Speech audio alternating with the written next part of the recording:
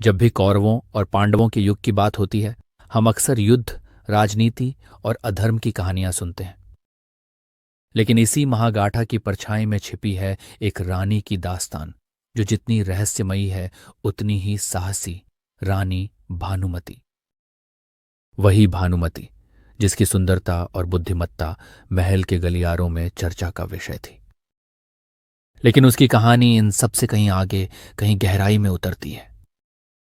कहा जाता है कि भानुमति काम्बोज देश के महाराज चंद्रवर्मा की पुत्री थीं। उनका राज्य हिमालय की तराइयों में फैला हुआ था। बचपन से ही बड़े लाड़ प्यार में पली भानुमति नृत्य, संगीत, शस्त्र और नीति हर विद्या में दक्ष थीं। उनका सौंदर्य स्वर्ण और मोरपंख जैसे रंगों में चमकता और उनकी बुद्धि उससे भी ज्यादा निखरी हुई। भानुमति का विवाह जब कौरवों के सबसे बड़े योद्धा दुर्योधन से हुआ तो इसने न सिर्फ दो राज्यों को मिलाया, बल्कि धर्म, निर्णय और साहस के कड़े इम्तिहान भी शुरू कर दिए। लेकिन यह विवाह कोई साधारण मिलन नहीं था।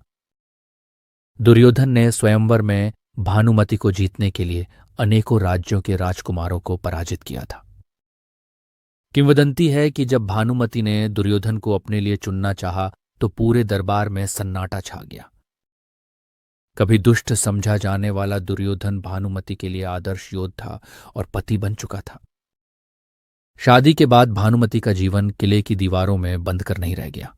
वह दुर्योधन की सलाहकार बनी। वो राजनीतिक निर्णयों में उसका साथ देती, उसकी योजनाओं में तर्क और ताप डालती। कहा जाता है भानुमति ने ही दुर्योधन को समझाया था कि वास्तविक शक्ति समर्थन और विश्वास से आती है, न कि केवल भय और आक्रोश से।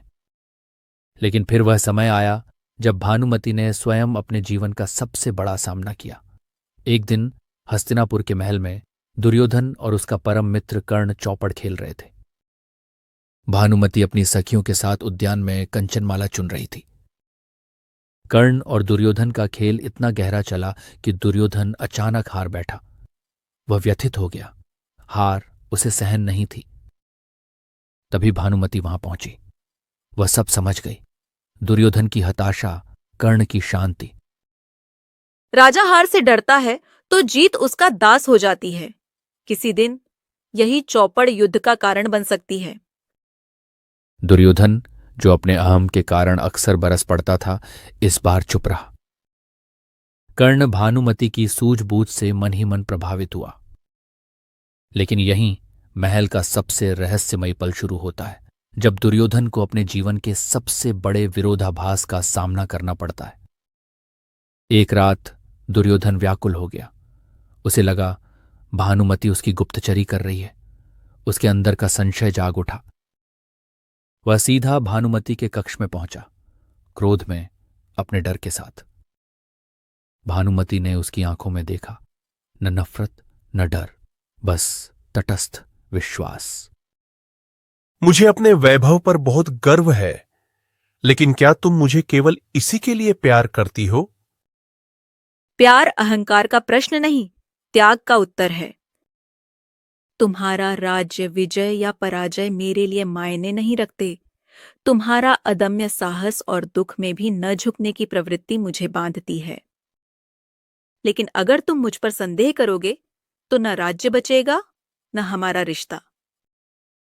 उस गहन रात में पहली बार दुर्योधन के घमंड की दरारें पड़ीं। उसने महसूस किया सच्ची शक्ति में भरोसा जुड़ा होता है और संदेह उसे तार तार कर देता है। भानुमति की निष्ठा और स्पष्टता ने उसे उसकी सीमाओं का बोध कराया। यह रहस्यमयी दास्तान भानुमति और दुर्योधन की इतिहास अब भी पूरी तरह उजागर नहीं कर पाया है। शायद वो लौ जो अपनी सत्यता से छिपी है। लेकिन इतना निश्चित है, भानुमति कोई साधारण रानी नहीं थी। वह विश्वास, साहस और बुद्धि की प्रतिमूर्ति थी, जिसने दुर्योधन जैसे महाबलवान योद्धा को भी आत्ममंथन के लिए विवश किया। और इस तरह महाभारत की कथा में भानुमति का नाम एक ऐसी नारी के रूप में दर्ज है जिसने मौन रहकर भी युगों युगों तक अपना प्रभाव छोड़ा।